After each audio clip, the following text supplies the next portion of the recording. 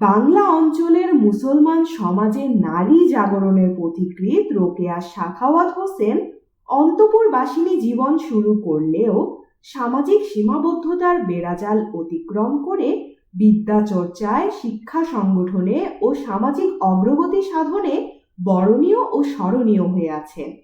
তিনি বিরাট ঝুঁকি নিয়ে অবরোধবাসিনীদের উন্মুক্ত বিশ্বে পদার্পণ করার যে আহ্বান জানিয়েছিলেন তা আমাদের সমাজ জীবনে আজ সার্থকতা লাভ করেছে। মুসলমান মেয়েদের শিক্ষার জন্য স্কুল প্রতিষ্ঠা তার অসাধারণ কীর্তি। সমস্ত প্রতিকূলতার ভিতরেও আপন উদ্যম ও প্রচেষ্টায় রোকেয়া সাখাওয়াত হোসেন ইংরেজি ও বাংলা ভাষায় যে দক্ষতা অর্জন করেছিলেন তা বিস্ময়কর। রোকেয়া সাখাওয়াত হোসেন বাংলা সাহিত্যে বেগম রোকেয়া নামে বিশেষ পরিচিত। সমাজ সেবা ব্রত হলেও রোকেয়া কলম ধরেছিলেন সমাজকে জাগানোর লক্ষ্যে, এবং এভাবেই তিনি নিজেকে প্রতিষ্ঠা করেছেন তীক্ষ্ণ, ঋজু, যুক্তিনিষ্ঠ গদ্য লেখক এবং সমাজ সচেতন সাহসী সাহিত্যিক হিসেবে।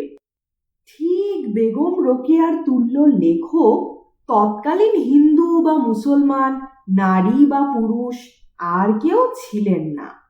বেগম রোকেয়া এমনই এক অদ্বিতীয় রচনারীতির অধিকারী ছিলেন।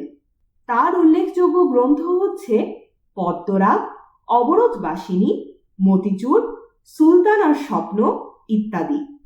ইংরেজি গ্রন্থ সুলতানাস ড্রিমও তারই রচনা। বেগম রোকেয়ার লেখা প্রকাশিত হতো মিসেস আর.এস. হোসেন নামে। বেগম রোকেয়ার জন্ম 1880 খ্রিস্টাব্দে রংপুর জেলার মিঠাপুকুর থানার পায়রাবন্দ গ্রামে। তার মৃত্যু 1932 খ্রিস্টাব্দে।